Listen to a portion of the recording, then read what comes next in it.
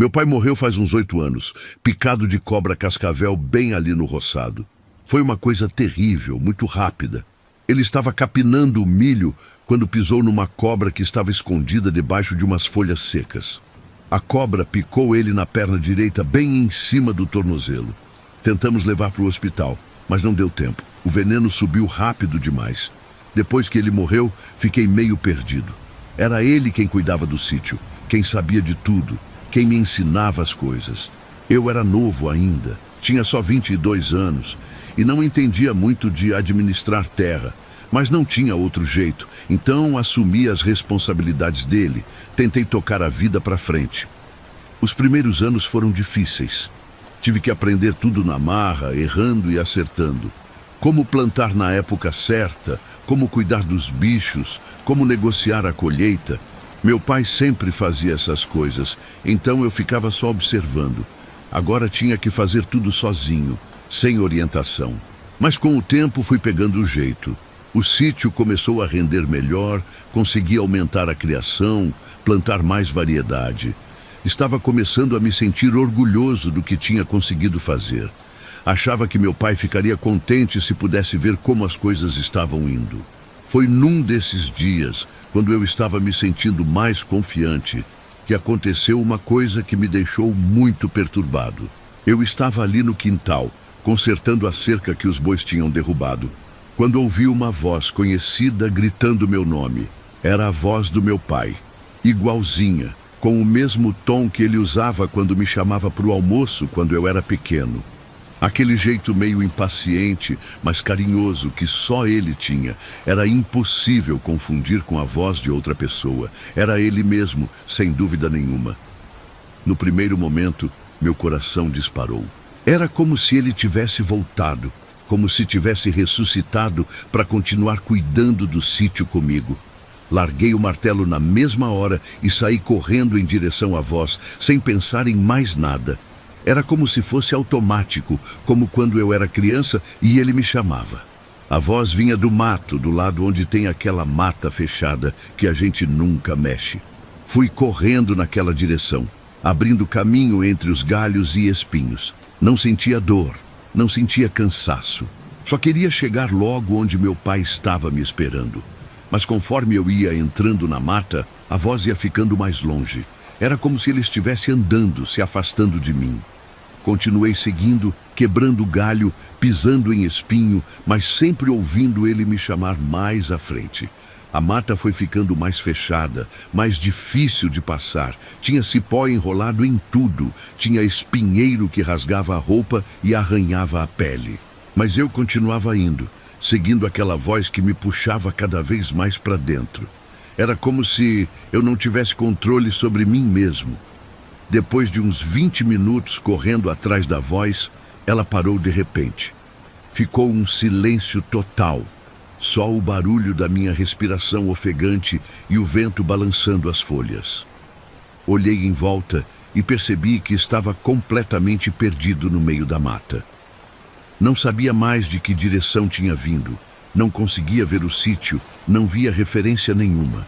Estava cercado de espinheiro e mato fechado por todos os lados. E meu pai não estava ali, não tinha ninguém ali além de mim. Comecei a ficar desesperado. Gritei o nome dele várias vezes, perguntei onde ele estava, pedi para ele me mostrar o caminho de volta. Mas não teve resposta. Só o eco da minha própria voz voltando pelo mato. Levei quase 2 horas para conseguir sair dali. Tive que ir tentando várias direções até achar uma trilha que conhecia. Quando finalmente cheguei no sítio, estava todo arranhado, com a roupa rasgada e muito cansado. Era quase de noite. Fui direto para a cozinha, porque estava morrendo de fome e de sede.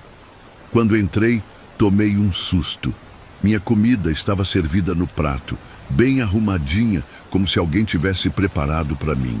Arroz, feijão, um pedaço de carne e salada. Tudo fresquinho, como se tivesse acabado de fazer. Mas quando olhei melhor, vi que o prato estava vazio. Completamente vazio, como se alguém tivesse comido tudo e deixado só o prato limpo ali na mesa. Era impossível. Não tinha ninguém no sítio além de mim, e eu estava perdido na mata o tempo todo. Fiquei ali parado, olhando para aquele prato vazio, tentando entender o que tinha acontecido, quem tinha feito minha comida, quem tinha comido tudo, e por que meu pai tinha me chamado para a mata se não estava lá. Comecei a perceber que alguma coisa muito estranha estava acontecendo. Talvez meu pai estivesse tentando me dizer alguma coisa, ou talvez estivesse com fome e precisasse que eu deixasse comida para ele. Não sabia o que pensar, estava muito confuso. Desde então, de vez em quando, eu ouço a voz dele me chamando. Sempre vem do mato, sempre com aquele mesmo tom carinhoso e impaciente. Mas aprendi a não seguir mais. Fico ali parado, escutando, mas não vou atrás. Sei que se for, vou me perder de novo e não vou encontrar ele. Às vezes deixo um prato de comida na mesa antes de dormir. No outro dia, sempre está vazio. Como se meu pai tivesse vindo durante a noite para comer. É a minha forma de cuidar dele, mesmo depois de morto. É a minha forma de mostrar que não esqueci, que ainda penso nele. Tem gente que acha que eu estou ficando maluco, que é só imaginação minha. Mas eu sei que não é. Conheço a voz do meu pai desde que nasci, não tem como confundir. E o prato vazio de manhã é prova de que ele ainda está por aqui, ainda precisa de mim. Talvez ele não tenha conseguido partir direito, talvez esteja preso aqui por causa do sítio que amava tanto. Ou talvez esteja cuidando de mim, me protegendo, mesmo de longe. De qualquer forma, sei que ele está aqui. E enquanto estiver, vou continuar deixando comida para ele.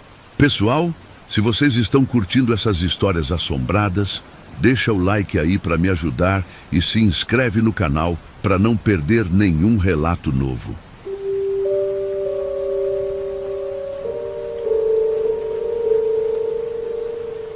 A cangalha que sumia. Eu tinha uma burra muito boa, chamada Morena, que me ajudava no trabalho pesado do sítio. Ela carregava água, levava mantimento, puxava arado quando precisava. Era um bicho manso, obediente, que nunca me deu trabalho. A cangalha dela era uma que meu avô fez, toda trabalhada em couro, bem resistente. Todo final de tarde, depois do trabalho, eu tirava a cangalha da Morena e guardava ela debaixo do alpendre, bem amarrada num gancho que tinha na parede. Era costume meu, sempre fiz assim. A cangalha ficava segura ali, protegida da chuva e do sereno. Mas começou a acontecer uma coisa muito estranha. Toda manhã, quando ia buscar a cangalha para começar o trabalho, ela não estava lá. Sumia durante a noite, sem deixar rastro.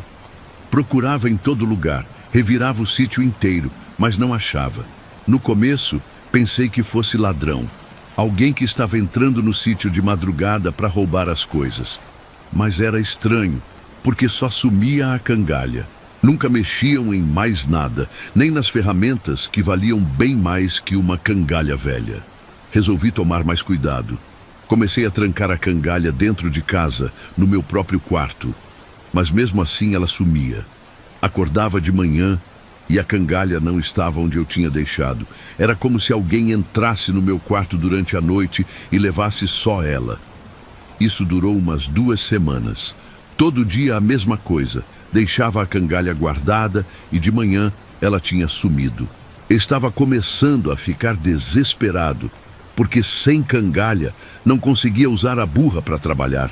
Tinha que carregar tudo nas costas e o serviço ficava muito mais difícil. Um dia, cansado daquela situação, resolvi subir no morro atrás da casa para ver se achava alguma pista de quem estava roubando minhas coisas. Talvez tivesse pegadas ou algum acampamento escondido de gente que estava fazendo isso. Foi quando vi uma coisa que me deixou sem entender nada. Lá no topo do morro, encaixada num toco de árvore seca, estava minha cangalha. Mas não estava só jogada lá. Estava bem arrumada, como se alguém tivesse colocado com cuidado, com respeito. Em volta do toco tinha flores secas espalhadas, como se fosse um altar ou um lugar sagrado. E dentro da cangalha, bem no meio, tinha um terço velho, todo podre, mas ainda inteiro. Era um terço de madeira, daqueles antigos que o pessoal mais velho usava. Não entendia nada do que estava vendo. Quem tinha colocado minha cangalha ali? Por que no topo do morro? E de onde tinha vindo aquele terço podre? Era uma situação muito estranha, que não fazia sentido nenhum. Peguei a cangalha e o terço e desci o morro. Pensei em jogar o terço fora, mas algo me disse para não fazer isso. Guardei ele numa gaveta em casa e coloquei a cangalha de volta no lugar de sempre. Naquela noite, resolvi ficar acordado para ver o que ia acontecer. Me escondi atrás de uma árvore de onde dava para ver o alpendre onde ficava a cangalha. Queria descobrir quem estava fazendo aquilo comigo. Lá pelas 3 da manhã, a morena começou a fazer um barulho estranho.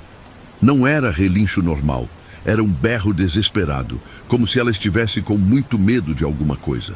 Saí do esconderijo para ver o que estava acontecendo. A burra estava parada no meio do terreiro, berrando e puxando a corda que prendia no mourão. Ela puxava com tanta força que pensei que ia arrebentar a corda. Era como se estivesse tentando fugir de alguma coisa que a assustava muito. De repente, a corda arrebentou mesmo. A morena saiu correndo em disparada em direção ao morro.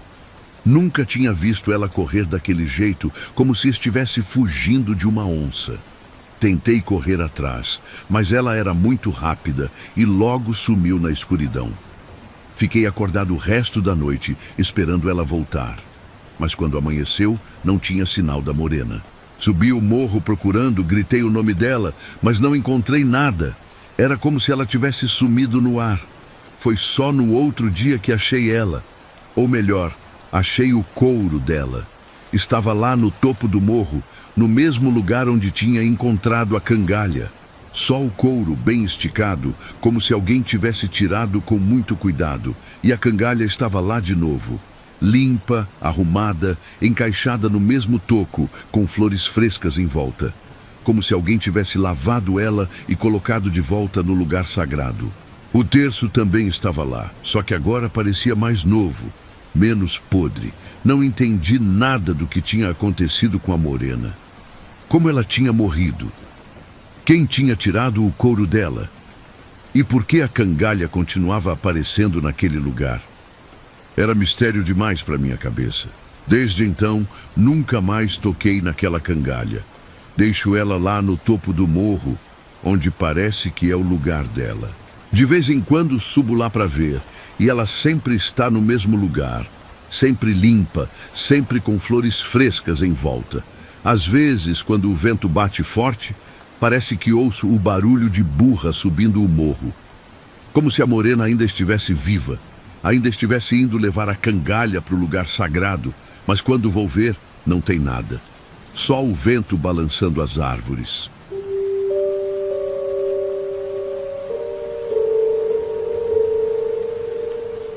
Teve um incêndio terrível na nossa região no ano passado. Foi numa seca muito brava, quando não chovia faz meses e tudo estava sequinho feito palha. Começou pequeno, mas com o vento forte se espalhou rápido. Queimou uma área muito grande da caatinga, matou um monte de bicho, destruiu plantas que tinham décadas para crescer. O fogo durou 3 dias. A gente ficou dia e noite tentando controlar, jogando água, fazendo aceiro, mas era muito fogo para pouca gente. Só parou quando mudou o vento e começou uma garoa fininha que ajudou a apagar as últimas brasas. Quando tudo acabou, a paisagem estava irreconhecível. Depois que o fogo passou, ficou um cheiro terrível na região. Cheiro de coisa queimada, misturado com cheiro de bicho morto. Era um cheiro que grudava na roupa, que entrava em casa, que não saía nem com vento forte. A gente respirava aquilo o tempo todo. Não tinha como escapar. Uns dias depois, quando a terra esfriou e deu para andar na área queimada, resolvi ir lá ver os estragos. Queria saber o tamanho da destruição, ver se tinha sobrado alguma coisa que pudesse ser aproveitada. Era triste, mas precisava ser feito. A caatinga estava irreconhecível. Onde antes tinha árvores verdes, agora só tinha troncos pretos e retorcidos. O chão estava coberto de cinza, sem um fio de mato verde. Só eu, no meio da mata queimada, cercado de troncos pretos e cinza. A voz tinha sido muito clara, muito próxima, como se alguém estivesse falando bem do meu lado. Mas não tinha ninguém. Pensei que fosse impressão, que fosse o vento fazendo barulho nos galhos queimados. Continuei andando, tentando não ligar para aquilo. Mas a voz repetiu, mais alto, mais zangada: "Por que você deixou?" Era impossível ignorar, era uma voz humana de verdade. Fiquei parado, sem saber o que responder. Deixei o quê? Do que aquela voz estava falando? Eu não tinha deixado nada acontecer. O fogo não foi culpa minha, foi acidente, coisa da natureza. Por que alguém estava me cobrando por aquilo? Continuei procurando de onde vinha a voz, mas era impossível localizar. Era como se viesse de todos os lugares ao mesmo tempo, como se a própria mata queimada estivesse falando comigo. Era uma sensação muito estranha, muito assustadora. Foi quando vi uma coisa no chão que me gelou o sangue. Era uma cruz pequena, feita de osso e cipó. Osso branco, limpo, amarrado com cipó seco, formando uma cruz perfeita. E estava quente, muito quente, como se tivesse acabado de sair do fogo. Peguei a cruz com cuidado, porque estava queimando a mão. Era impossível estar tão quente assim, porque o fogo tinha apagado fazia dias. Mas a cruz estava fervendo, como se tivesse acabado de ser forjada no ferro quente. Assim que peguei a cruz, a voz ficou mais forte, mais próxima. "Por que você deixou? Por que você deixou?" Era como se a pessoa que estava falando estivesse desesperada, como se estivesse sofrendo muito por causa de alguma coisa que eu tinha feito. Comecei a ficar desesperado também. Não sabia o que tinha deixado, não sabia do que aquela voz estava falando. Gritei para a mata queimada perguntando o que eu tinha feito, pedindo para me explicar melhor. Mas só ouvia a mesma pergunta: "Por que você deixou?" Saí correndo dali, ainda segurando a cruz quente. Corri entre os troncos queimados, tropeçando na cinza, até sair da área do incêndio. Só parei quando cheguei em casa, ofegante e assustado. A cruz ainda estava queimando na minha mão. Desde então, sempre que o vento sopra forte, ouço a mesma voz, vindo da direção da mata queimada. Sempre a mesma pergunta, sempre o mesmo tom de cobrança. "Por que você deixou?" É como se alguém estivesse preso lá, sofrendo, me culpando por alguma coisa. Tentei descobrir se alguém morreu no incêndio, se tinha alguma pessoa que não conseguiu escapar. Perguntei para todo mundo da região, mas ninguém sabia de nada. Pelo que a gente sabe, só morreram bichos, não morreram pessoas. Mas alguém está lá. Alguém que me culpa por ter deixado alguma coisa acontecer. Talvez eu podia ter feito mais para apagar o fogo. Talvez podia ter salvado algum bicho. Talvez podia ter impedido a destruição. Não sei, mas alguém acha que eu sou culpado. A cruz de osso eu guardei em casa. De vez em quando ela esquenta sozinha, principalmente quando o vento sopra da direção da mata queimada. É como se fosse um lembrete, um aviso de que alguém ainda está cobrando uma resposta de mim. Um dia vou voltar lá, vou entrar na mata queimada de novo e vou tentar conversar com quem está me chamando. Vou tentar entender o que eu deixei, o que eu podia ter feito diferente. Talvez assim a voz pare de me perseguir. Pare de me fazer essa pergunta que eu não sei responder.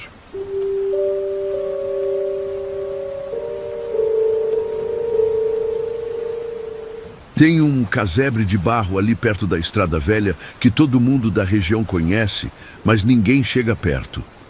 É daqueles lugares que a gente olha de longe e já sente um arrepio, sabe? Está abandonado faz anos, desde que o velho Sebastião morreu. O teto de taipa está meio caído, as paredes estão rachadas, mas a estrutura ainda está de pé. Todo mundo evita passar por ali, principalmente de noite. Eu sempre achei bobagem esse medo todo. Pensava que era superstição de gente antiga, coisa de quem não tem o que fazer e fica inventando história. Então nunca liguei muito quando passava por ali indo para o trabalho. Até olhava para o casebre e pensava que um dia podia servir para alguma coisa, depois de um bom reparo. Mas teve um dia que mudei de ideia sobre aquele lugar.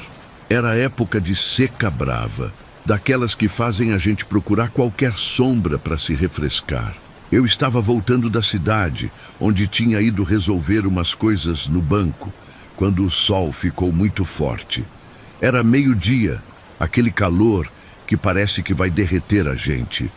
Pensei em parar debaixo de uma árvore, mas não tinha nenhuma com sombra boa no caminho. O casebre do velho Sebastião estava ali, pertinho, então resolvi me abrigar lá dentro até o calor passar um pouco. Afinal, era só um casebre velho, não tinha nada de mais nisso. Quando cheguei perto, vi que a porta estava entreaberta. Empurrei devagar e entrei. O lugar estava cheio de poeira, com teia de aranha em todo canto. Cheirava a mofo, a lugar fechado faz tempo, mas estava fresco, bem mais fresco que lá fora. Era exatamente o que eu precisava. No meio do casebre tinha um colchão velho, meio mofado, mas que ainda dava para usar.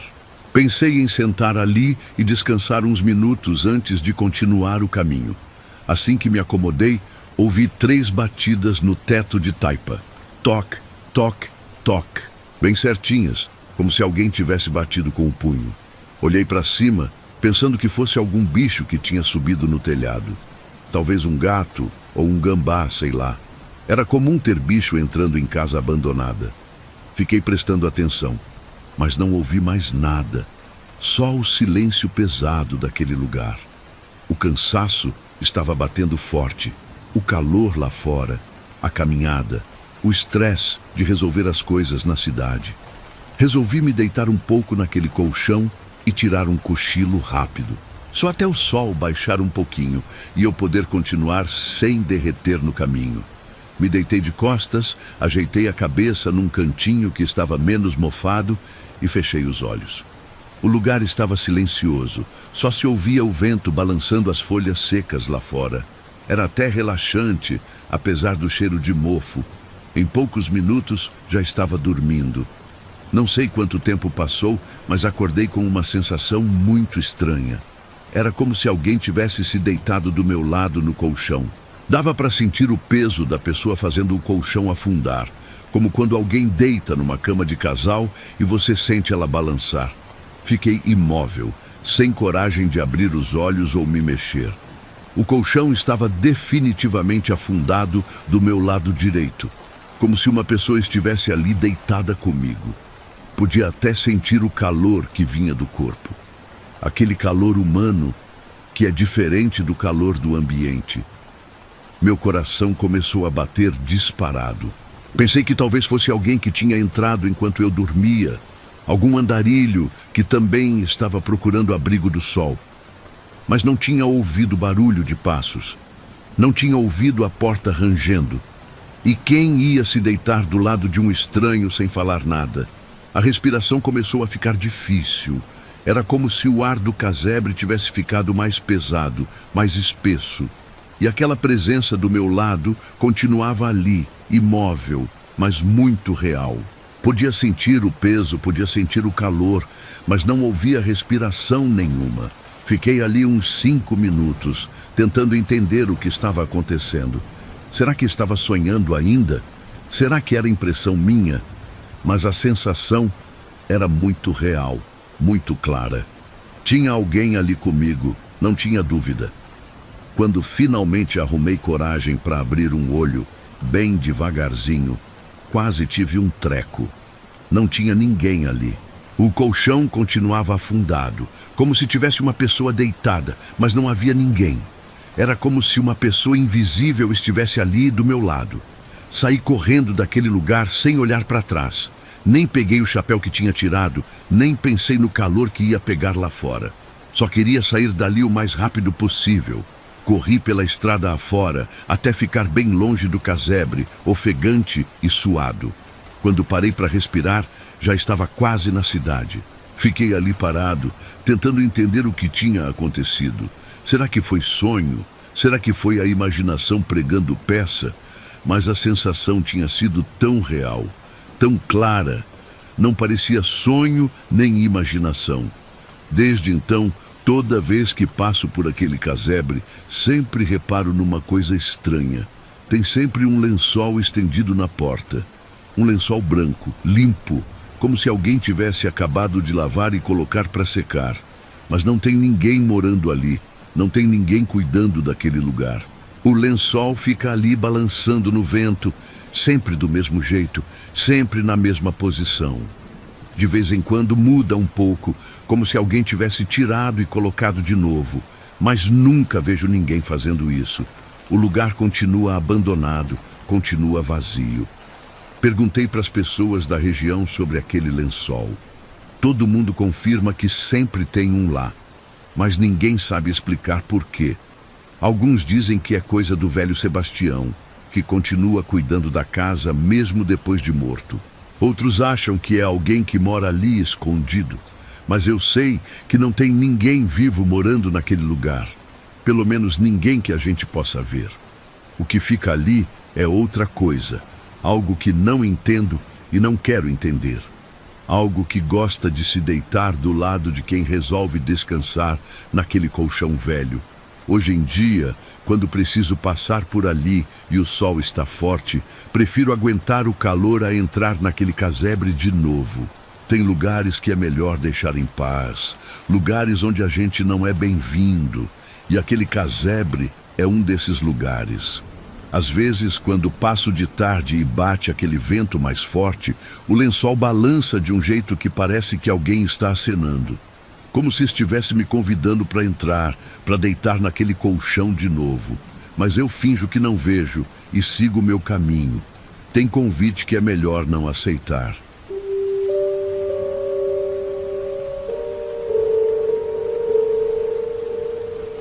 Eu estava passando uns dias num sítio abandonado, cuidando de uns bois que tinham se perdido por lá durante uma tempestade. Era um lugar meio isolado, longe de tudo, uns 15 quilômetros da cidade mais próxima. Mas tinha um curral velho que ainda estava em pé e dava para usar como abrigo. Resolvi ficar ali mesmo. Montei minha rede dentro do curral para não ter que ir e vir todo dia. O sítio tinha sido de um senhor que morreu alguns anos atrás, e os herdeiros nunca se interessaram por cuidar do lugar. Estava meio largado, com mato crescendo em tudo quanto é lugar, mas a estrutura principal ainda estava boa. O curral era grande, feito de madeira grossa e resistente, mas dava para ver que fazia tempo que ninguém usava. Tinha tábuas soltas aqui e ali, o portão estava meio empenado, e o mato tinha crescido bem em volta da cerca. Mas para minha necessidade, que era só ficar uns dias cuidando dos bois, servia perfeitamente.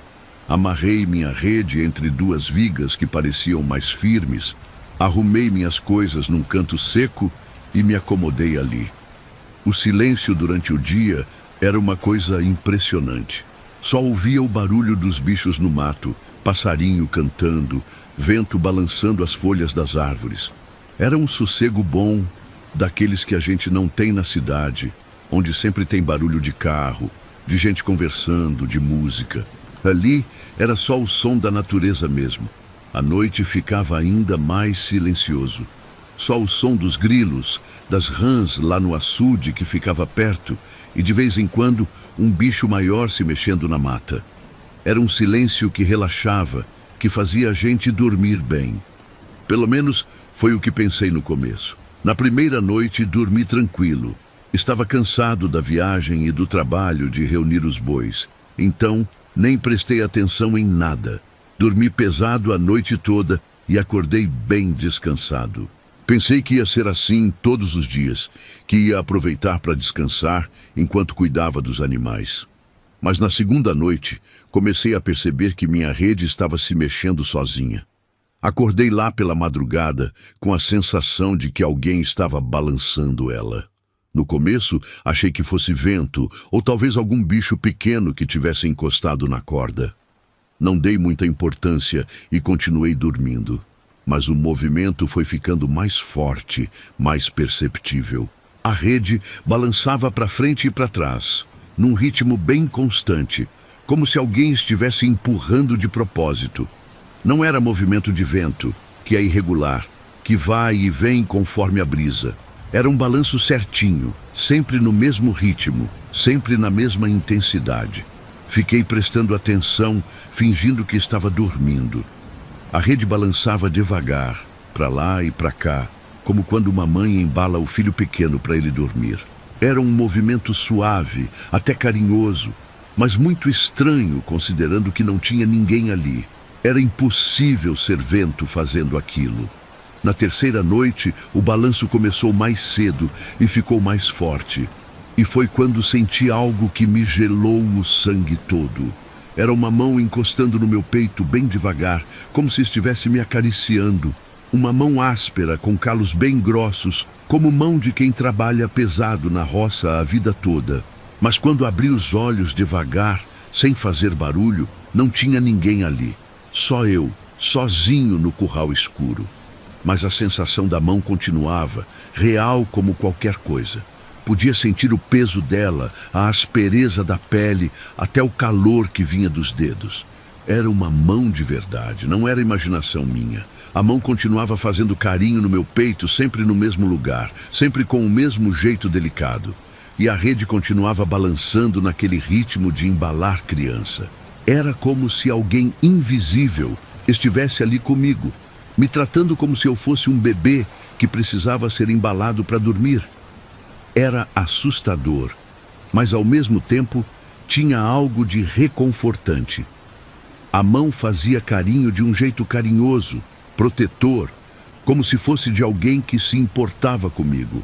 E o balanço da rede era suave, relaxante. Se não fosse pelo fato de não ter ninguém ali, seria até gostoso. Fiquei tenso, mas tentei não demonstrar. Queria ver até onde aquilo ia, queria entender o que estava acontecendo. Fechei os olhos e fiquei bem quieto, prestando atenção em cada detalhe. A mão no meu peito era completamente real. Eu sentia o peso, sentia os calos, sentia até o calor que vinha dela.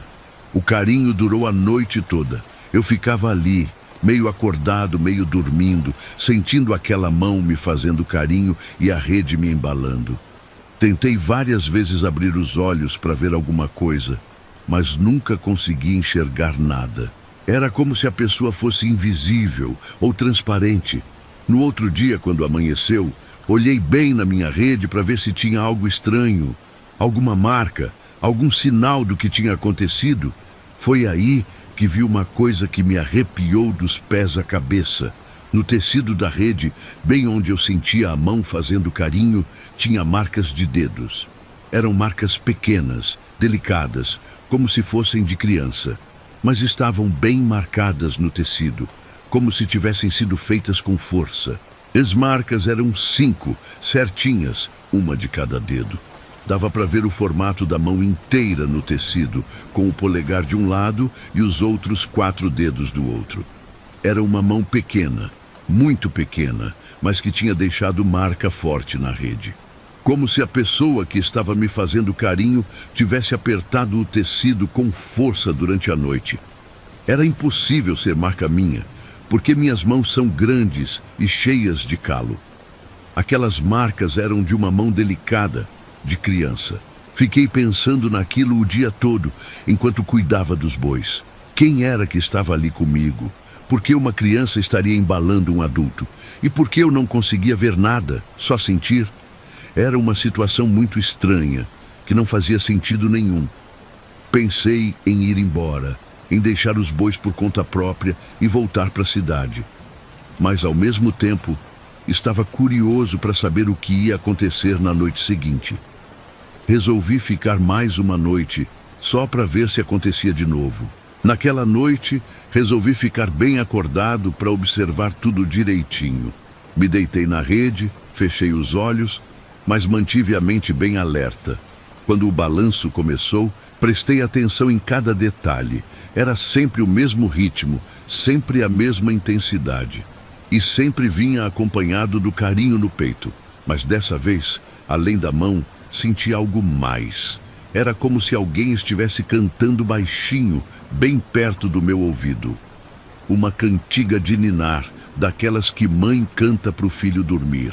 Mas a voz era de criança, fininha, doce, como se fosse uma menina pequena tentando embalar alguém maior que ela. A cantiga era simples, repetitiva, do jeito que criança canta quando está brincando de boneca. Mas tinha algo de muito triste nela, como se a pessoa que estava cantando estivesse sofrendo. Era como se ela estivesse fazendo aquilo não porque queria, mas porque precisava, como se fosse uma obrigação que não conseguia largar. A música era sempre a mesma, uma melodia simples que se repetia sem parar. Não conseguia entender as palavras direito, mas o tom era de ninar mesmo, daquelas cantigas que fazem a gente relaxar e dormir. Era uma voz doce, inocente, mas carregada de uma tristeza muito profunda. Fiquei ali a noite toda, ouvindo a cantiga e sentindo o carinho. Era uma experiência muito estranha, assustadora e reconfortante ao mesmo tempo. Quando amanheceu, as marcas na rede estavam ainda mais fundas, como se a mão tivesse apertado mais forte durante a noite. E tinha uma sensação estranha no ar, como se alguém estivesse ali comigo o tempo todo, mas numa dimensão diferente, invisível para os meus olhos. Era uma presença carinhosa, protetora, mas também muito triste. No 5º dia, decidi ir embora. Não conseguia mais dormir direito. Estava ficando muito perturbado com toda aquela situação. Quando tirei a rede para guardar, vi que as marcas dos dedos tinham atravessado o tecido. Eram marcas permanentes, que não saíam nem esfregando. Até hoje tenho essa rede guardada em casa. E até hoje, de vez em quando, principalmente quando tem criança por perto, ela balança sozinha. É como se a menina invisível ainda estivesse ali, querendo embalar alguém para dormir.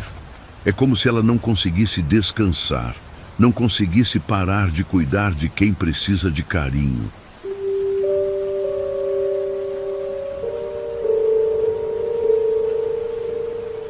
Na encruzilhada dos 2 caminhos de terra, bem onde a estrada velha se divide para ir ou para o açude ou para a serra, alguém tinha deixado umas coisas muito estranhas. Era um pedaço de couro velho, meio ressecado pelo sol, e um punhal enferrujado. As coisas estavam ali fazia tempo. Dava para ver pela ferrugem grossa que cobria a lâmina e pelo jeito que o couro estava ressecado, duro feito madeira. Eu trabalhava numa fazenda ali perto, cuidando do gado do Coronel Joaquim. Era um serviço bom, que me dava o suficiente para sustentar a família. Todo dia eu passava por aquela encruzilhada indo e voltando do serviço, sempre montado no mesmo cavalo, sempre no mesmo horário. Conhecia cada pedra daquele caminho, cada árvore, cada buraco na estrada. Sempre via aquelas coisas ali jogadas, mas nunca dei muita importância. Pensava que era coisa de alguém que tinha perdido ou deixado ali para buscar depois. Talvez algum viajante que tinha parado para descansar e esqueceu. Mas as semanas foram passando, os meses foram passando, e ninguém apareceu para pegar. O couro parecia ser de bode ou de carneiro, mas estava tão velho e ressecado que era difícil ter certeza. Tinha uns desenhos meio apagados, como se alguém tivesse gravado alguma coisa nele muito tempo atrás. O punhal estava bem enferrujado, mas dava para ver que tinha sido uma arma boa, bem feita. O cabo era trabalhado, com uns desenhos que o tempo quase apagou completamente. Um dia, voltando do trabalho mais tarde que o normal, porque tive que ajudar a apartar um gado bravo, parei para olhar melhor aquelas coisas. A curiosidade sempre foi minha fraqueza, minha mãe sempre dizia isso. Desci do cavalo e cheguei perto para ver direito. O punhal, mesmo enferrujado, tinha boa qualidade. Parecia ser daqueles antigos, de muito valor. Pensei comigo mesmo que era bobagem deixar aquilo ali jogado. O punhal, mesmo enferrujado, podia servir para alguma coisa depois de uma boa limpeza. Podia usar para cortar corda, descascar fruta, um monte de coisa. Peguei as 2 coisas, amarrei no cavalo e levei para casa. Minha mulher não gostou muito, reclamou que era melhor não mexer com coisa de outros, mas eu não dei ouvido. Ela sempre foi mais cuidadosa que eu com essas coisas. Dizia que nem tudo que a gente acha jogado é para pegar, que às vezes tem história por trás. tem motivo para estar ali abandonado. Mas eu pensava que ela estava sendo supersticiosa demais, que punhal é punhal. Não tem nada demais nisso. Naquela noite mesmo, depois do jantar, comecei a limpar o punhal. Sentei na mesa da cozinha com lixa, pano e óleo e fui trabalhando devagar. Passei lixa fina, passei lixa grossa, tirei toda a ferrugem que consegui. Conforme ia limpando, a lâmina ia ficando mais clara, mais bonita. Tinha até uns desenhos gravados que eu não tinha visto antes por causa da ferrugem. Os desenhos eram bem antigos. Pareciam ser símbolos ou letras de um tipo que eu não conhecia. Tinha também o que parecia ser o nome de alguém, mas estava meio apagado e eu não conseguia ler direito. Parecia ser uma arma muito antiga, talvez de algum cangaceiro ou vaqueiro dos tempos antigos. Isso me deixou ainda mais interessado em restaurar ela direitinho. Terminei de limpar bem tarde da noite, quase meia-noite. Deixei o punhal em cima da mesa da cozinha, bem limpo e brilhando, e fui dormir. Estava cansado do dia de trabalho, então dormi pesado logo de cara. Mas no meio da madrugada, lá pelas 3 horas, acordei com um barulho estranho vindo do quarto. Era como se alguém estivesse andando ali dentro, bem devagar, pisando pesado no chão de madeira. Mas era um pisar diferente, que fazia barulho metálico. Fiquei quieto na cama, escutando com atenção. O barulho era de espora, daquelas que os vaqueiros antigos usavam, com as rodinhas de metal que fazem tic-tic-tic a cada passo. Mas não tinha ninguém na casa além de mim e minha mulher, e ela estava ali do meu lado, dormindo profundo. As crianças dormiam no quarto do lado e dava para ouvir a respiração delas pela parede fina. Então, quem estava andando ali no nosso quarto com espora no pé? O barulho parou bem perto da nossa cama. Fiquei com medo de abrir os olhos, mas a curiosidade foi mais forte. Quando olhei, quase gritei de susto. Eu estava de pé no meio do quarto, descalço, com o punhal na mão. Mas não era eu que estava controlando o meu corpo. Era como se alguém tivesse tomado conta de mim, me fazendo ficar em pé, sem eu querer. Era a sensação mais estranha que já senti na vida. Eu estava consciente, sabia o que estava acontecendo, mas não conseguia controlar nada. Era como se fosse um boneco sendo manipulado por outra pessoa. Podia ver tudo, podia sentir tudo, mas não podia fazer nada para parar. Minha mulher acordou com o barulho da espora, porque mesmo eu estando descalço, continuava fazendo aquele barulho metálico, e acendeu a lamparina. Quando viu a cena, ficou branca de medo. Eu estava lá, parado, feito estátua, com o punhal na mão, mas falando com uma voz que não era minha. Era uma voz mais grossa, mais antiga, com sotaque diferente do nosso. Falava de um jeito que a gente não fala mais hoje em dia, usando palavras que eu nem conhecia direito. A voz dizia coisas sobre vingança, sobre contas para acertar, sobre gente que tinha que pagar por alguma coisa que tinha feito muito tempo atrás. Minha mulher tentou me chamar pelo nome, me balançar, mas eu não respondia. Era como se eu não estivesse ali, como se meu corpo fosse só uma roupa que outra pessoa estava usando. Ela ficou desesperada, começou a chorar, mas eu não conseguia fazer nada para acalmar ela. A voz que saía da minha boca contava histórias de perseguição, de gente que tinha feito mal para a família dele, de vingança que precisava ser cumprida. Falava nomes de pessoas que eu nunca tinha ouvido falar, lugares que eu não conhecia. Era como se fosse alguém de muito tempo atrás, de uma época que já tinha passado faz décadas. Isso durou umas 2 horas. Eu ficava ali parado, falando com aquela voz estranha, segurando o punhal, enquanto minha mulher chorava de medo. De vez em quando, meu corpo se mexia sozinho, caminhava pelo quarto, mas sempre voltava para o mesmo lugar. E sempre com aquele barulho de espora no chão, mesmo eu estando descalço. Era como se a pessoa que estava usando meu corpo tivesse o costume de usar espora, então fazia o barulho mesmo sem ter espora no pé. Ou talvez fosse o espírito da espora junto com o espírito do homem. Sei lá, era muito confuso, muito assustador. Quando começou a clarear, lá pelas 5 da manhã, eu voltei ao normal de repente. Foi como se alguém tivesse me ligado de volta, como se tivesse devolvido o controle do meu corpo para mim. Pisquei os olhos, olhei em volta e não sabia o que estava acontecendo. Estava de pé no meio do quarto, com o punhal na mão, e minha mulher estava num canto chorando. Ela me contou tudo o que tinha acontecido, mas eu não lembrava de nada. Só lembrava de ter ido dormir e depois de ter acordado com ela, me balançando e chorando.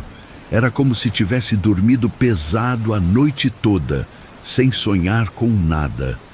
Mas pela cara dela, eu sabia que alguma coisa muito séria tinha acontecido. Ela disse que não ia passar mais uma noite naquela casa comigo e aquele punhal. Estava com medo de que acontecesse de novo, com medo de que da próxima vez fosse pior. Disse que íamos embora dali no mesmo dia, que não queria mais ficar numa casa onde acontecia esse tipo de coisa. Mas antes de ir embora, ela insistiu que a gente devolvesse o punhal para o lugar onde encontrei. Disse que era melhor não mexer com coisa que não era nossa, principalmente coisa que tinha história, que tinha dono. Agora eu entendia porque aquelas coisas estavam jogadas na encruzilhada. Alguém tinha deixado ali de propósito, para se livrar delas. Voltamos na encruzilhada naquela mesma manhã. Cavamos um buraco bem no meio, onde as duas estradas se encontram, e enterramos o punhal junto com o pedaço de couro.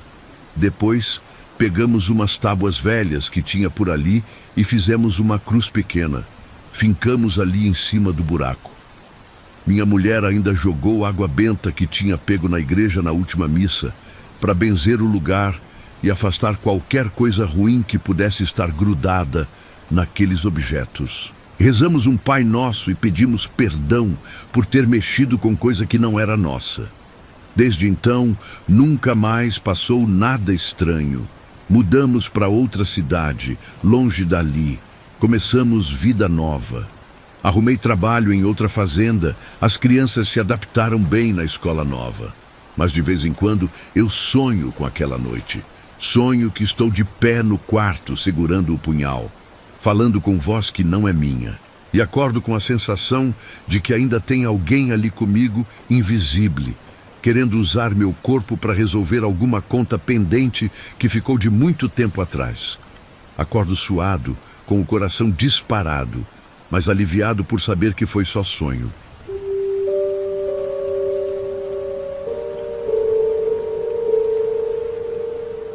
O poço lá no fundo do nosso terreno era daqueles bem antigos, feito na mão mesmo, tijolo por tijolo.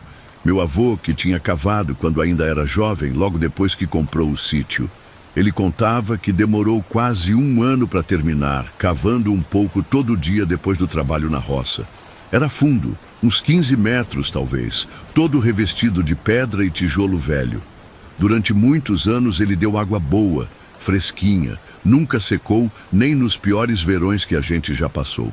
Meu pai sempre cuidou bem daquele poço. Limpava regularmente, colocava tampa quando precisava, mantinha tudo organizadinho. A água de lá era a melhor da região, todo mundo comentava.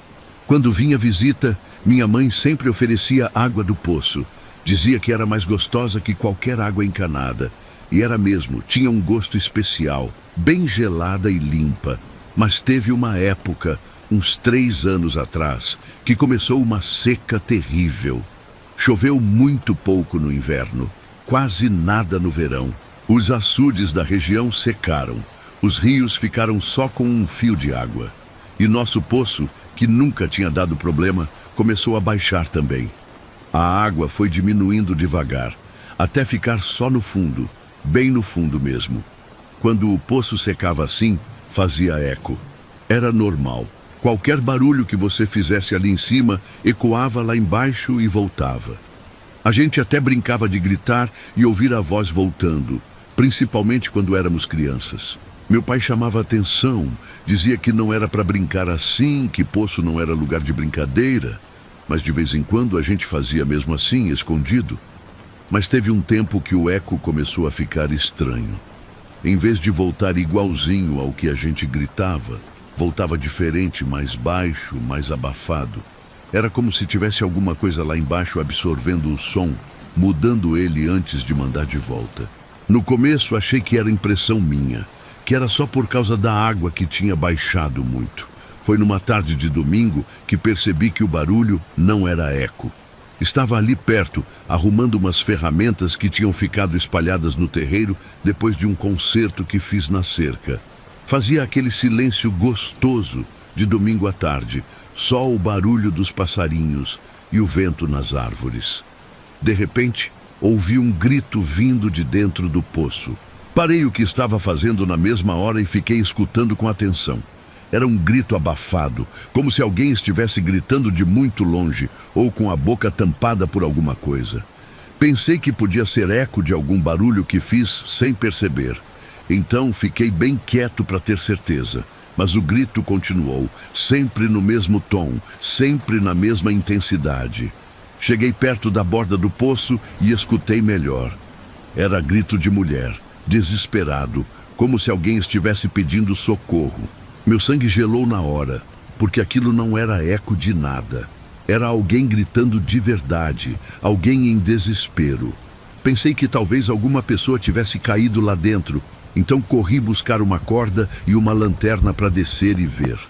Quando voltei com o equipamento e iluminei lá embaixo, não tinha ninguém.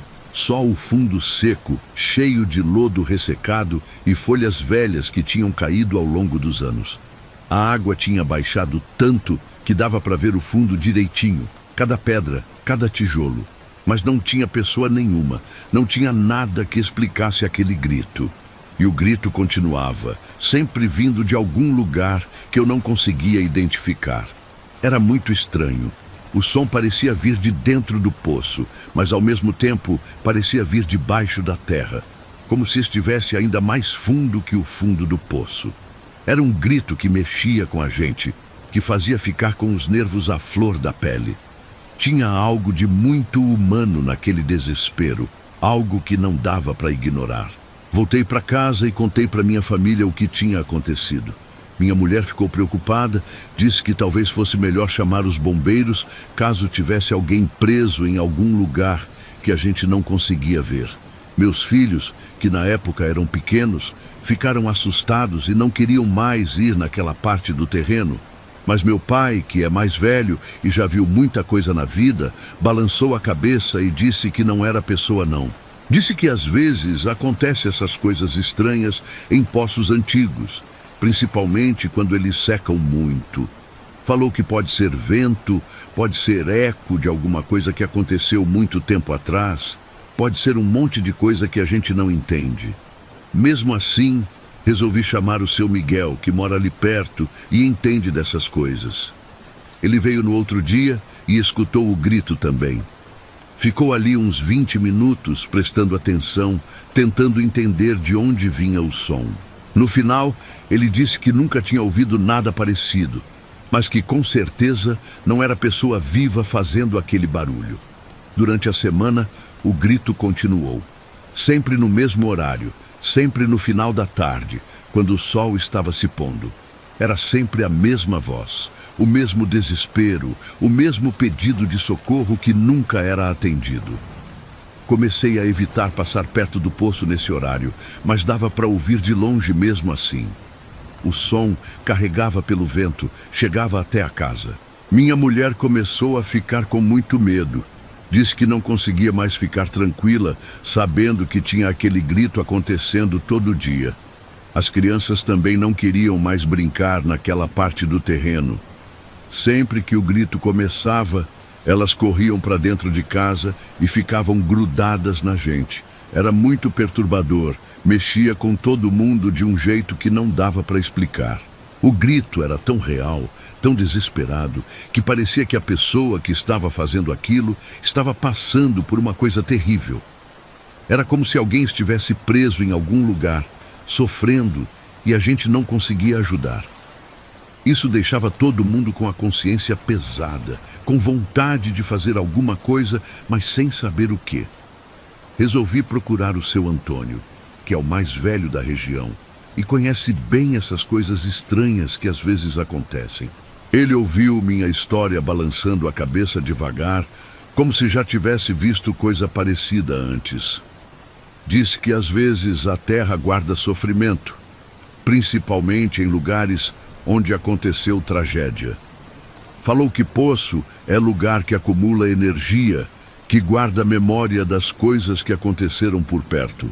Perguntei se ele sabia de alguma coisa que tinha acontecido na nossa propriedade, alguma história que pudesse explicar aqueles gritos.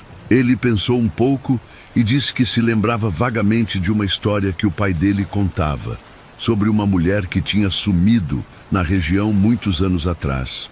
Mas não lembrava dos detalhes, não sabia se tinha ligação com o nosso terreno. Disse também que talvez fosse melhor tampar o poço, deixar quieto até a água voltar. Falou que às vezes, quando o poço seca muito, essas coisas estranhas começam a aparecer. É como se a falta de água deixasse espaço para outras coisas se manifestarem. Não queria acreditar muito nessa história, mas o grito estava me deixando maluco. Toda tarde a mesma coisa, a mesma voz desesperada pedindo socorro. Não conseguia me concentrar no trabalho, não conseguia ficar tranquilo em casa. Era como se tivesse alguém sofrendo ali perto e eu não pudesse fazer nada para ajudar. Decidi seguir o conselho do seu Antônio. Comprei umas pedras grandes numa pedreira da região, peguei a ajuda de alguns vizinhos e tampamos o poço bem tampado. Colocamos pedras pesadas, uma em cima da outra, até cobrir toda a abertura direitinho. Depois ainda colocamos terra por cima e batemos bem, para ter certeza de que estava bem fechado. Naquela noite dormi melhor do que tinha dormido em semanas. Não teve grito, não teve barulho nenhum vindo do quintal. O silêncio voltou a ser gostoso, relaxante. Pensei que tinha resolvido o problema, que finalmente ia ter sossego de volta. Mas no outro dia, bem cedinho, fui acordado por um barulho terrível vindo do quintal. Corri lá fora ainda de pijama e vi uma cena que me deixou gelado de susto. As pedras que tampavam o poço tinham explodido. Não é modo de dizer não. Elas tinham explodido mesmo. Estavam espalhadas por todo lado, algumas quebradas no meio, outras jogadas a metros de distância. E do buraco aberto saía uma gritaria terrível, muito mais forte do que antes. Era como se 10 mulheres estivessem gritando ao mesmo tempo, todas pedindo socorro, todas desesperadas. O barulho ecoava por todo o terreiro, acordou os vizinhos, assustou todos os bichos da redondeza. Meus cachorros ficaram uivando sem parar. As galinhas voaram para todo lado em desespero. Era um barulho que penetrava na alma da gente, que fazia doer por dentro. A gritaria durou a manhã toda. Só parou quando o sol ficou bem forte, lá pelo meio-dia. Mas o silêncio que veio depois era muito pior que o grito. Era um silêncio pesado, carregado, como se alguma coisa muito triste tivesse acontecido ali e ficado rondando o lugar. Era um silêncio que incomodava mais que qualquer barulho. Naquela tarde, reunimos toda a família e decidimos que íamos embora dali. Não dava mais para morar perto daquele poço, não dava mais para viver com aquela situação. Vendemos o sítio por qualquer preço para um cara da cidade. Mudamos para outro lugar. O cara que comprou disse que ia aterrar tudo, fazer uma casa nova ali. Mas até hoje, quando passo por lá, vejo que está tudo abandonado. Ninguém consegue morar naquele lugar. Dizem que depois do pôr do sol ainda dá para ouvir os gritos vindo debaixo da terra. E quem passa por ali de noite conta que sente um frio na espinha, como se alguém estivesse puxando pela roupa, pedindo ajuda. O terreno continua ali, vazio, esperando alguém corajoso o suficiente para enfrentar o que vive lá embaixo.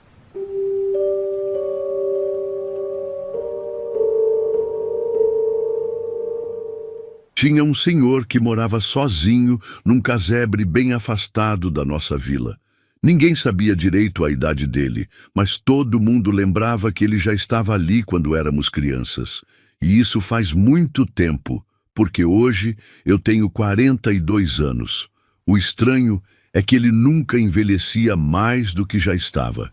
Sempre com a mesma cara enrugada, o mesmo jeito curvado, os mesmos olhos fundos que não olhavam para ninguém. O casebre dele era bem simples, feito de taipa, com telhado de palha meio caído.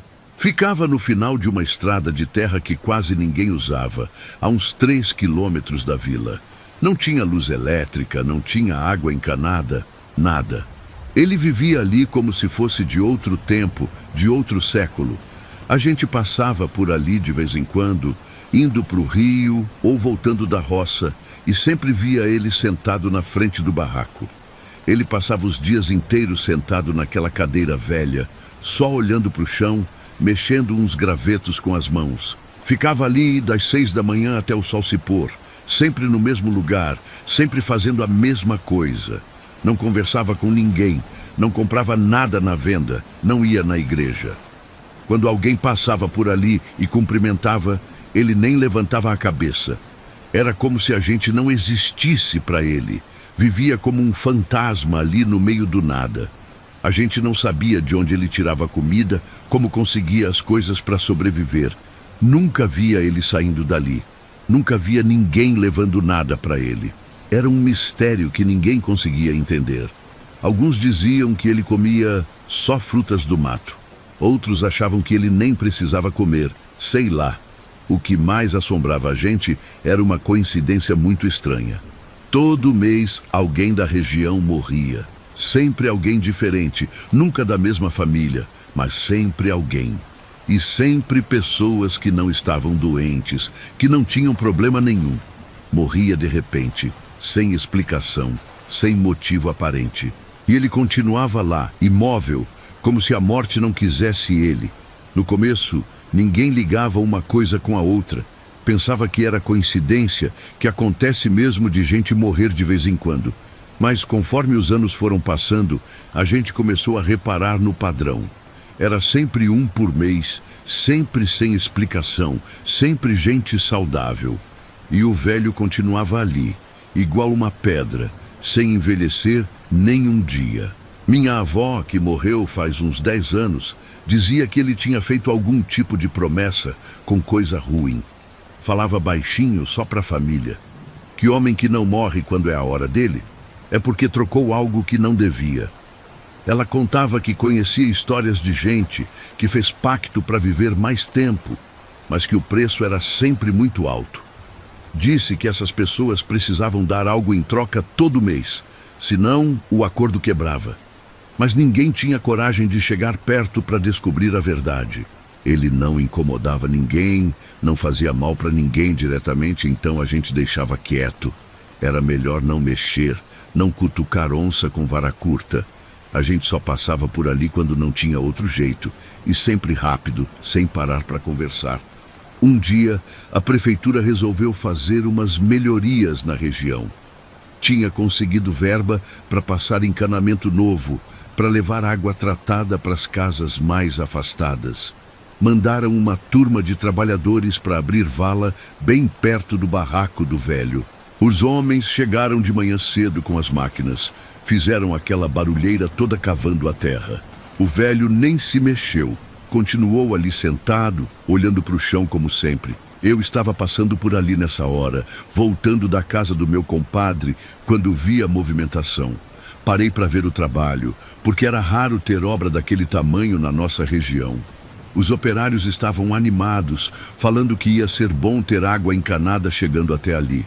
Pelo menos as casas mais próximas iam ser beneficiadas. Foi quando a máquina bateu em algo muito duro.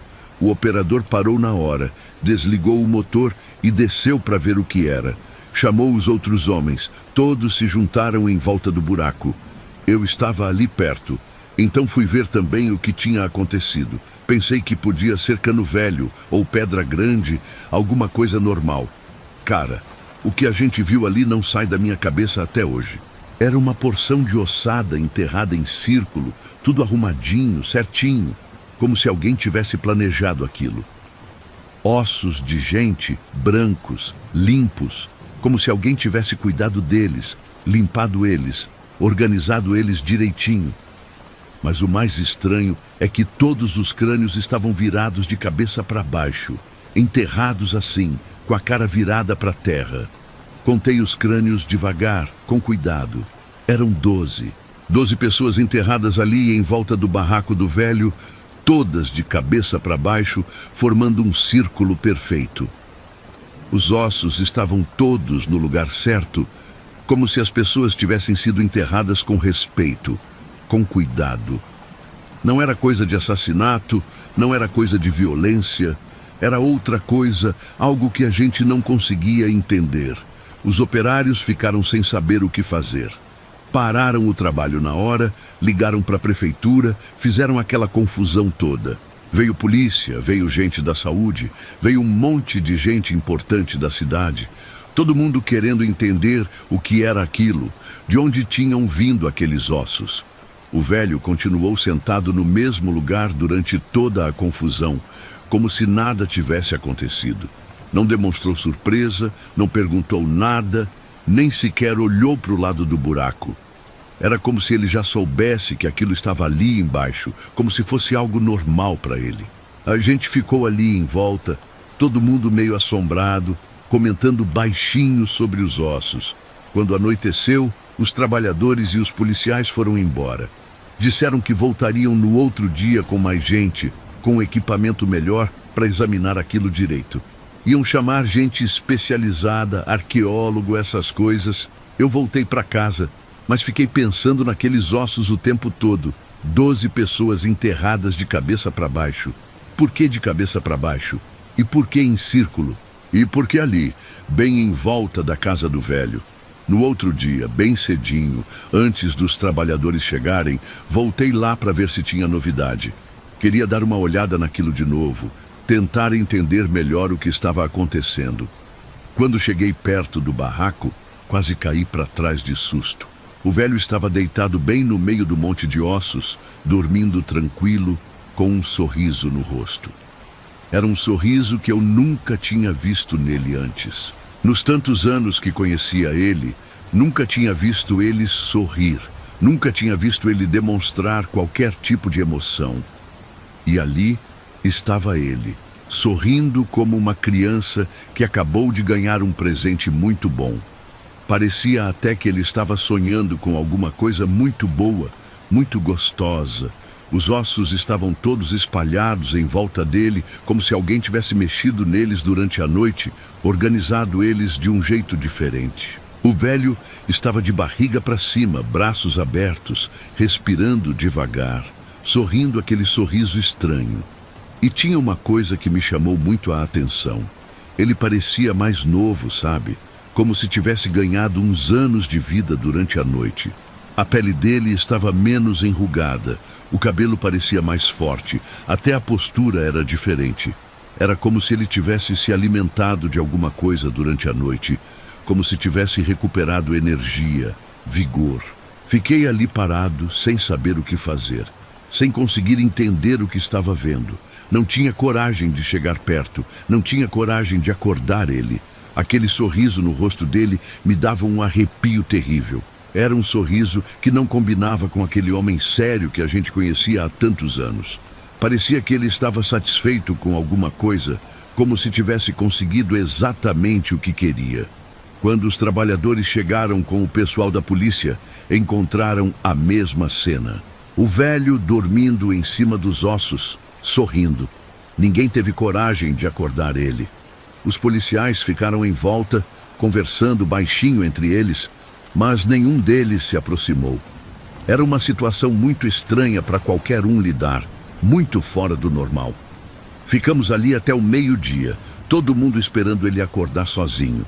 Mas o velho continuou dormindo, respirando devagar, com aquele sorriso no rosto. O sol estava forte, batendo direto nele, mas ele parecia nem sentir o calor. Era como se estivesse em outro mundo, bem longe dali, sonhando com coisas que a gente não conseguia imaginar. No final das contas, ninguém soube o que fazer. Os policiais disseram que não tinha crime acontecendo naquele momento, então não podiam fazer nada. Não podiam acordar ele à força, não podiam mexer nos ossos sem autorização. Os trabalhadores cobriram tudo de volta com terra e foram trabalhar em outro lugar. E o velho continuou ali, dormindo em cima da terra remexida. Desde então, Ninguém mais passou perto daquele barraco. O velho sumiu alguns dias depois. Ninguém sabe para onde foi. Ninguém viu ele saindo. Simplesmente desapareceu, como se nunca tivesse existido. Mas o mais estranho é que as mortes na região pararam. Ninguém mais morreu fora de hora. Ninguém mais morreu sem explicação. Era como se o que estava segurando ele aqui tivesse se resolvido naquela noite em cima dos ossos.